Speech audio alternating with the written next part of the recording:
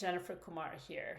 I'm in the process of rebranding this channel from my name, Jenkumar, to uncovering Utah and beyond with the tagline, Linger a Little Longer. I wanted to share a little bit about my strategy, my thoughts on this rebranding and what I hope to do with this channel. And like all good YouTubers that give us advice on how to build our channel, they say you're consistent, you should be consistent, you should show up, and you should record no matter what. So here I am finally doing it after years and years of delaying this process. So why Utah? Why is Utah the mainstay for this channel, and why the passion for Utah? I'm wearing one of my favorite shirts, Moab, with a bike on it. Moab's probably the town we've been to the most over the last 10 years. We've, I think, made almost 20 trips to Moab from various lengths, from 2 days all the way up to a week or longer, and sometimes seeing the same thing again and again, but with different lighting and different weather conditions, in different moods, both in the scenery and in us.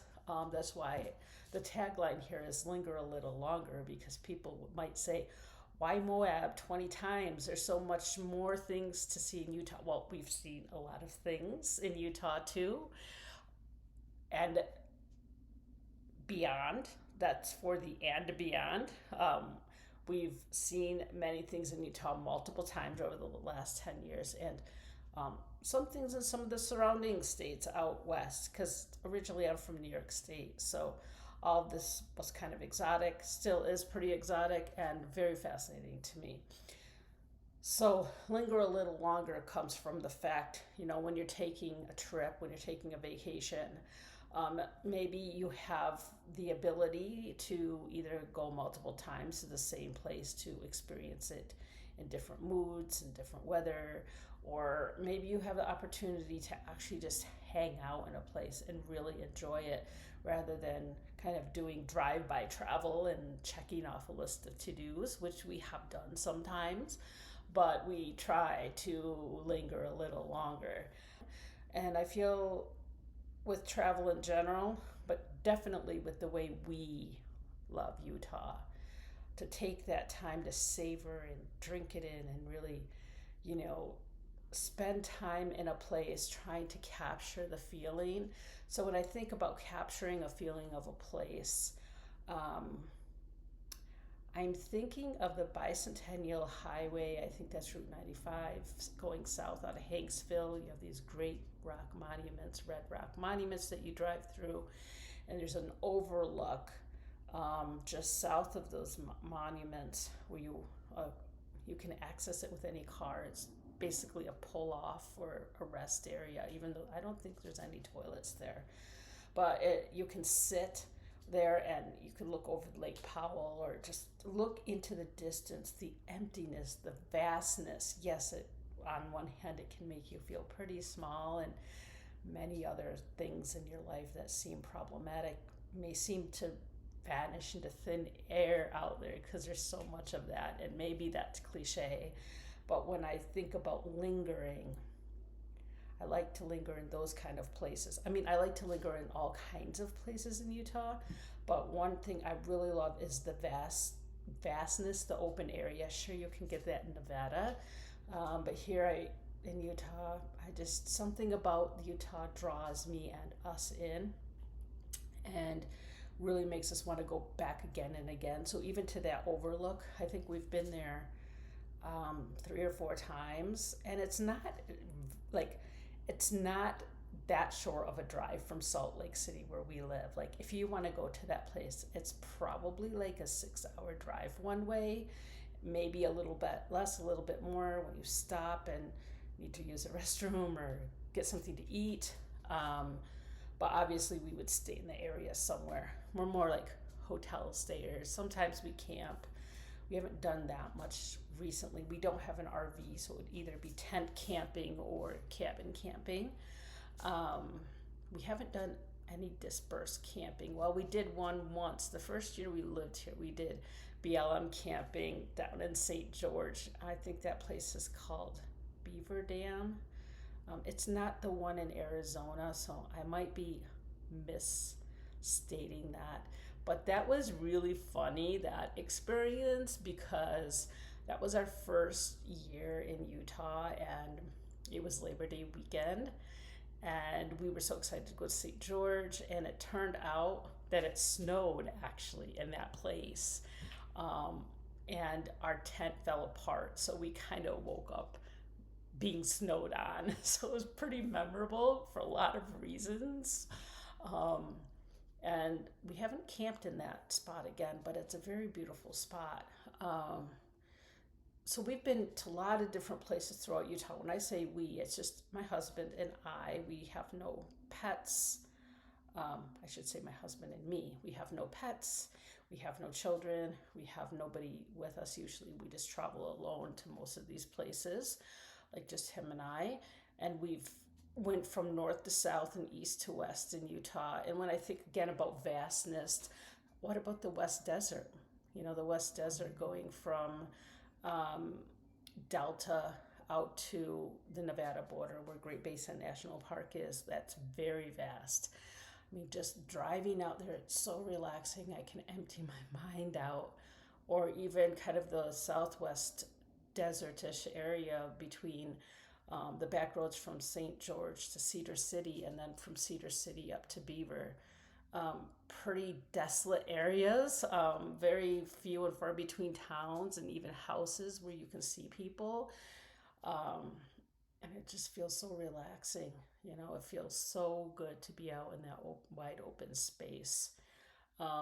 We haven't yet explored the northwest corner, like northwest of the Salt Lake, where the sun tunnels are, and some of that desert area. Share your experiences with me if you have those.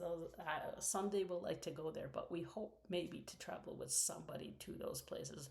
Those are a little bit too remote for us so far, but we do want to go to those places. So yeah, we've been, you know, if you think about the northern parts of Utah, like Logan and Tremonton, Brigham City.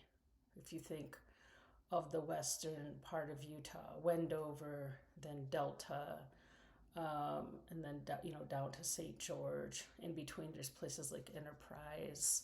There's a cute little rock shop there in Enterprise that's owned by a woman who moved to Utah, I don't know, some 15, 20 years ago. I forget from where, and that she started this rock shop right there in Enterprise. It's part of a gas station. There's also a hotel there.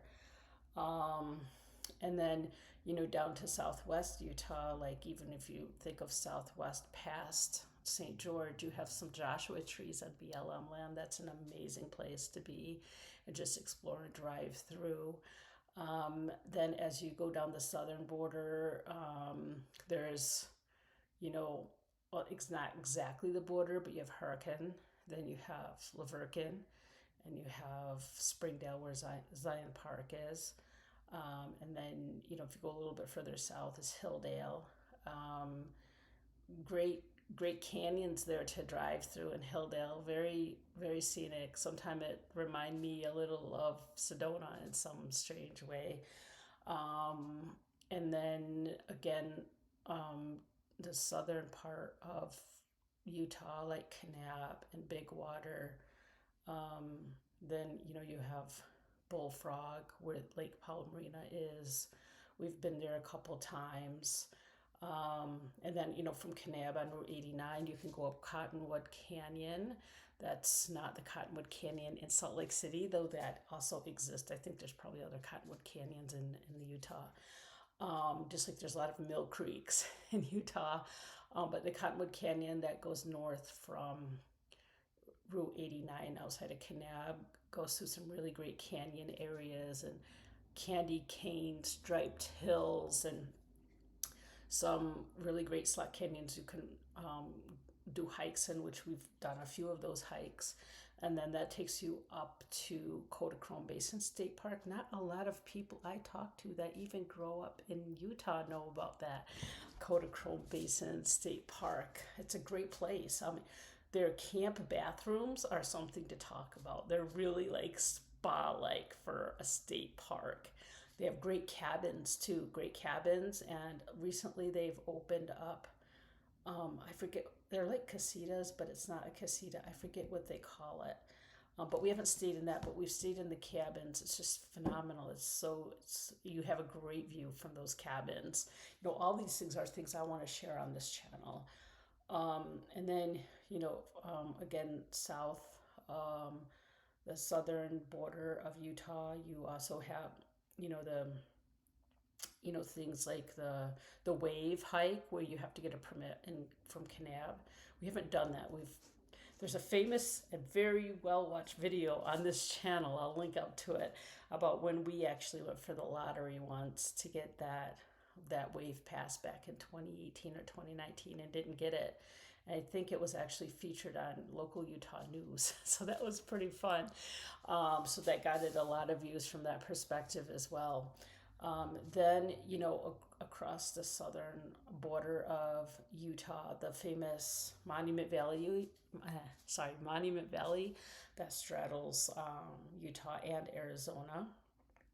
And if you could go to the Four Corners that where Utah, so there's Utah, then Colorado, then New Mexico, and then Arizona. We haven't been to the Four Corners. That's, again, one of those kind of places you really want to go, but it's kind of remote, and I don't know if we've had enough time when we've been out in that way, though we've been to Monument Valley like 3 or 4 times. And even for the mitten event, you got to go for the mitten event.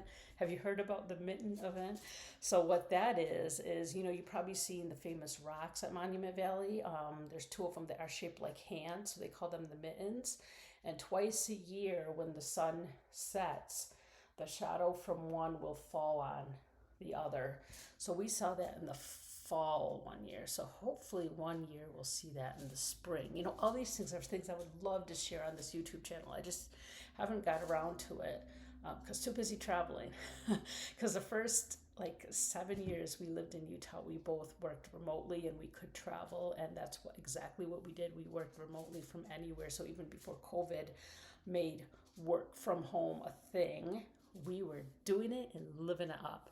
So when you're thinking about also the Monument Valley is in southeastern Utah. There's also places like, there's a horseshoe bend in Gooseneck State Park. That's the horseshoe bend for, I think that's the San Juan River. That's a great place. I mean, you could camp right on the rim of that. We didn't do that, but we've been there like 3 or 4 times. We haven't yet done, there's a road, the Moki Dug Way, that goes from a little bit further past the Gooseneck State Park, and it goes up this, I don't know, cliff, you could say, with a lot of switchbacks up to the Bicentennial Parkway, kind of where I told you about the overlook. I like to look into the vastness. And also there's Natural Bridges National Monument is kind of in that area as well. We've been there once only, so we got to go there again. So kind of back to the Gooseneck State Park. From there, like if you're coming out of the Goosenecks, if I'm remembering correctly, because it's been like 5 years that we've been to that area. Once you come out of the park, if you take a left, that takes you to that Moki Dug Way, and I feel like there's a right-hand turn before the Moki Dug Way that takes you into Valley of the Gods, which is like the Monument Valley for Utah, and it's all on dirt roads and back roads, so it's generally passable by most cars. We have a Volvo station wagon, and we've done that road again like 4 or 5 times. Each time phenomenal. We haven't camped on that road. That would be something fun to do. There's actually supposed to be kind of a hotel cabin place that's actually a a bona fide place you can stay there with, and the hosts are supposed to be really great. We haven't stayed there, but it looks like a fun place to stay right in the Valley of the Gods. So Valley of the Gods like sits between, so if this Valley of the Gods, you have Goosenecks on the west side, and on the east side you have towns like Bluff, and then you have Blanding, and then Monticello. I think I was doing that right, going from south to north. And also in, from so Bluff is actually a great place. Like they have the Twin Rocks Cafe, where they have these two huge rock monuments, red rock monuments that look like twin rocks, like almost like rocks with heads on them. Actually, they do the Bluff Balloon Festival every January. I think that's the weekend of Martin Luther King weekend. Would love to go there and see the red, the balloons against the red rocks. Haven't yet had a chance to do that one. But the Twin Rocks Cafe is really great. They have some Native American inspired dishes, like a blue corn pancake. Of course, I think they have fry bread. It's a great place. We love going there. I'm missing it between Bluff and going south to Monument Valley. There's another town that goes over a bridge over the San Juan River. There's a really sharp turn there. There's a restaurant off to the, like if you're going south, off to the right side before the bridge. I'm not remembering the name of that town. If you remember that, put that in the comments. We haven't stayed in that town ever, but it's a good town to go through, and that little diner is really good. Last we've been there. Okay. And so if you're going, again, going back to Bluff, you're going north. So anything from Bluff east to the Colorado border, we haven't had a chance to see that area in the back, like the back country and the back roads on that side. Some of those drives from, the eastern side of Utah into Colorado are like spectacular. We haven't done any of those. The only one we have actually done is like further north on the I-70, which is probably the most boring one, but I think there's like 2 or 3 drives from like that connect Route 6 on the eastern side of Utah into Colorado. A few of them are paved and some might be unpaved. I would really love to do those drives at some point, but we haven't gotten to that yet. So north of Bluff, then there's Monticello and Blanding, and there's the southern end of Canyonlands.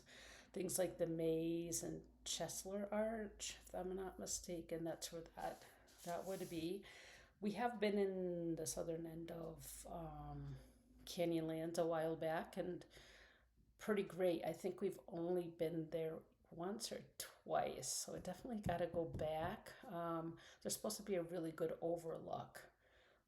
We haven't gone to that overlook. I think you could drive up to it. Like if you're coming off the main road and then turning into Canyonlands, there's supposed to be a right-hand turnoff, I think, to go to this overlook that you can kind of almost drive up to. So we haven't went there. If you've been there and you know the name of that overlook, you can put that in the comments. That campground in the southern end of Canyonlands looks really great. I've actually made a video of part of that campground at one point. And again, these are not actually on the channel yet.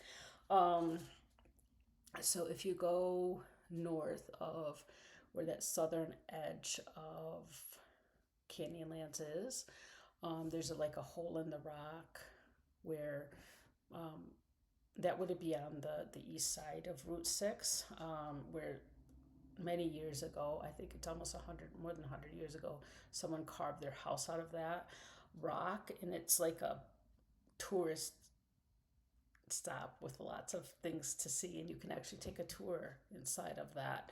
And we probably did that on our 10th trip to Moab because we thought it would just be a tourist trap, but actually it was pretty cool to go into that hole in the rock tour. It was really fun. Maybe we would even do it again sometime. So then as you go further, I don't know if it's north or south of that hole in the rock. Maybe it's south of that hole in the rock is Wilson Arch. Probably one of the most accessible arches because you can just park right on the side of the street or side of the road and walk up to it.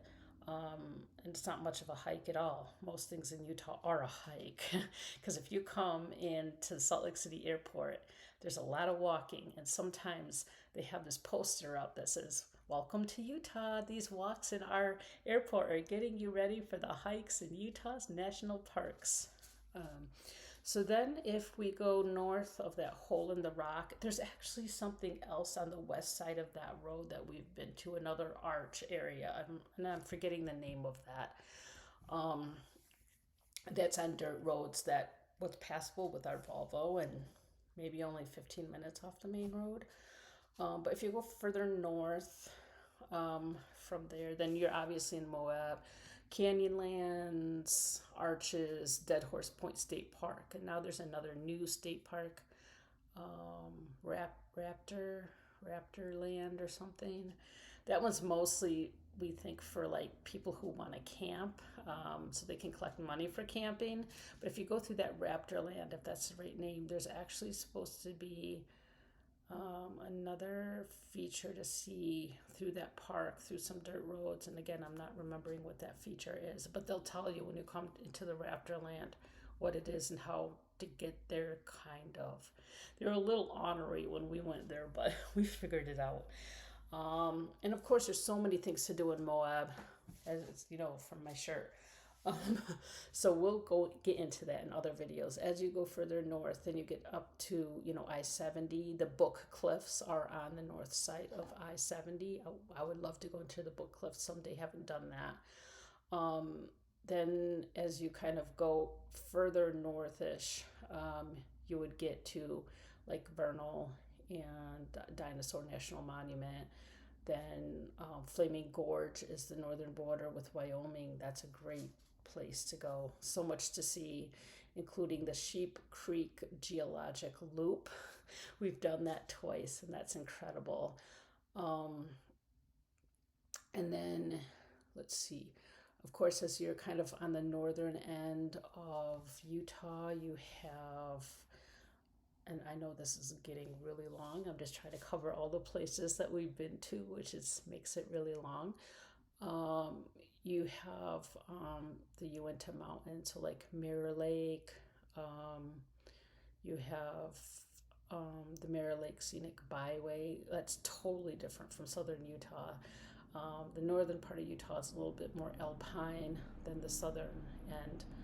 And I missed some really cool stuff in the middle.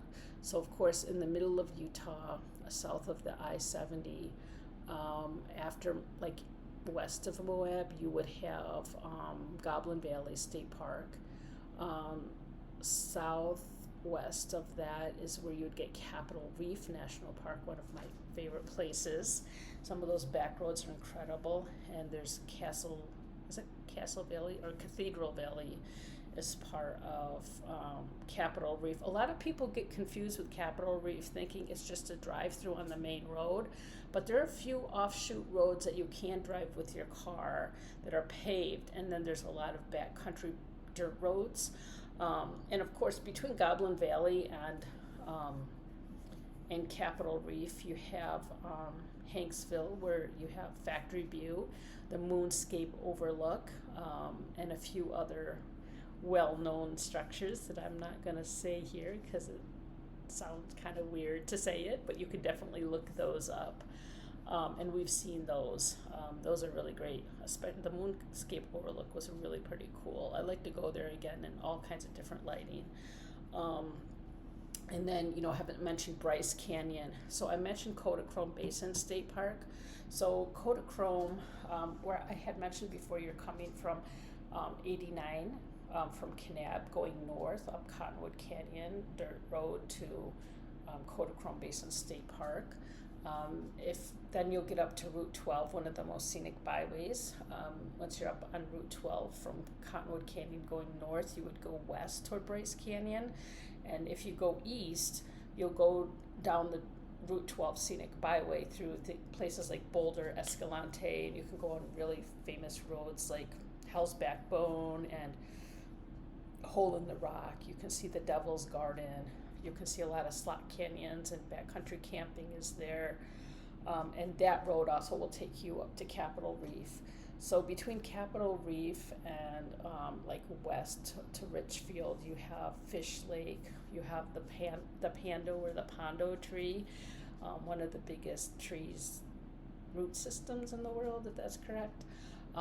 You have Richfield. You have Route 89, like west of Richfield, that goes south to Bryce Canyon, and before that you have like the Big Rock Candy Mountain Canyon. On I-70 you have the Fremont Indian State Park. That's a really cool place to camp. They have cabin camping, but they also have tent camping south of the I-70. This Fremont Indian State Park looks to be on I-70, in that mountainous region between Richfield and where I-70 turns into I-15. The north of the I-15, you have the Fremont Indian State Park Visitor Center, and then you have the cabin camping, and then to the south of the I-70, Fremont Indian State Park has a Castle Valley rock monument type of campground. We've camped there, and that's spectacular. And a little bit west of the Fremont Indian State Park is Clear Creek Canyon. That's a cool drive. We've been through that a couple of times. And other notable places, the Little Grand Canyon, that's a little further east. My hand probably makes it look like west. A little further east, from Richfield, north of the I-70 in the San Rafael Swell. A lot of those, if you go on the I-70 between Richfield and Green River, there's a lot of rest areas with dry toilets, so there's no water there. There is one rest area with water toilets, I believe, but the rest are all dry toilets. But stop at every one if you're on the I-70, because they're all scenic. They all have different kind of rock structures, like the Ghost Rock or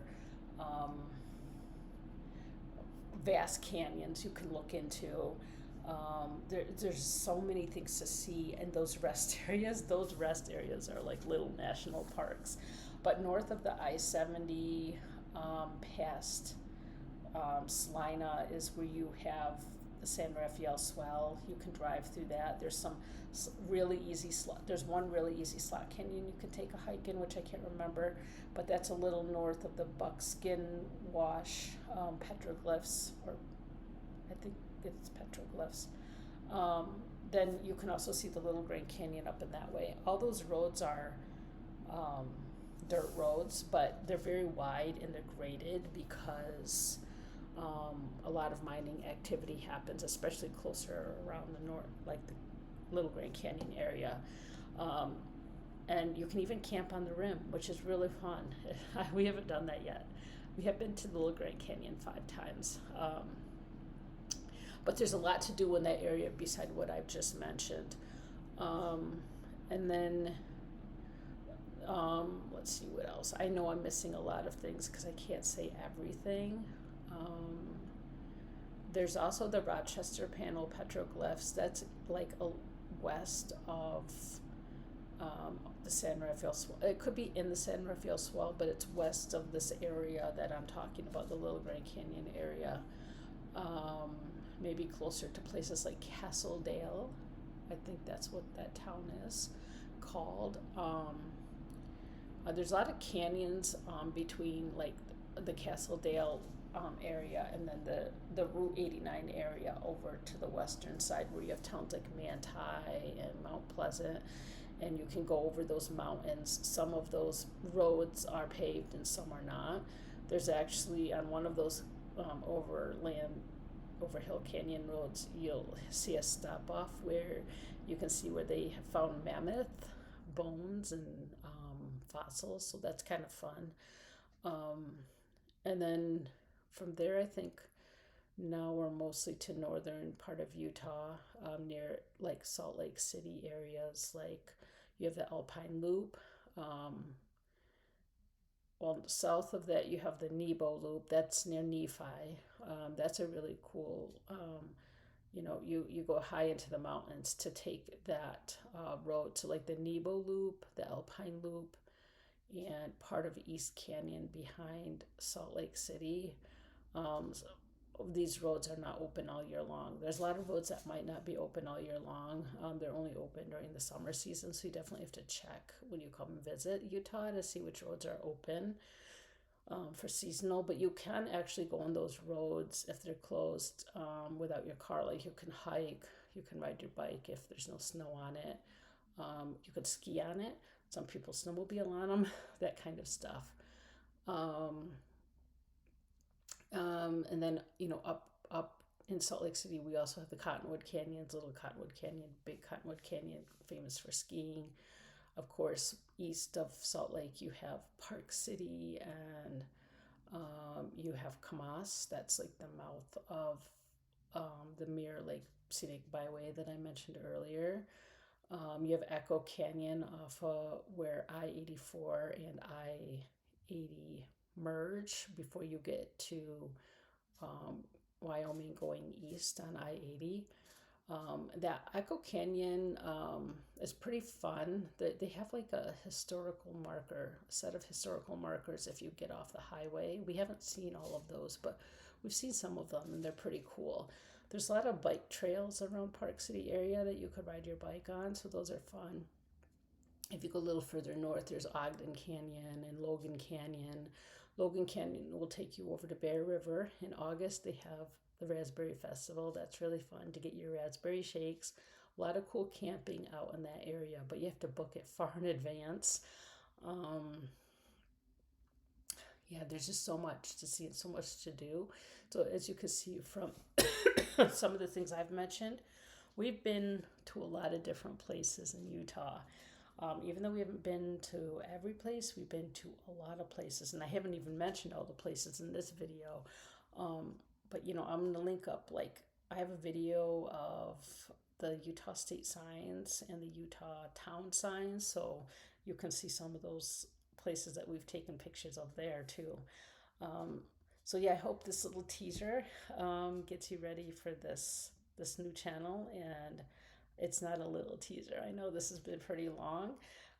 Feel free to share your comments, share the video, and then subscribe to our channel. So thanks again for listening, and keep in touch with us in this channel. Thank you.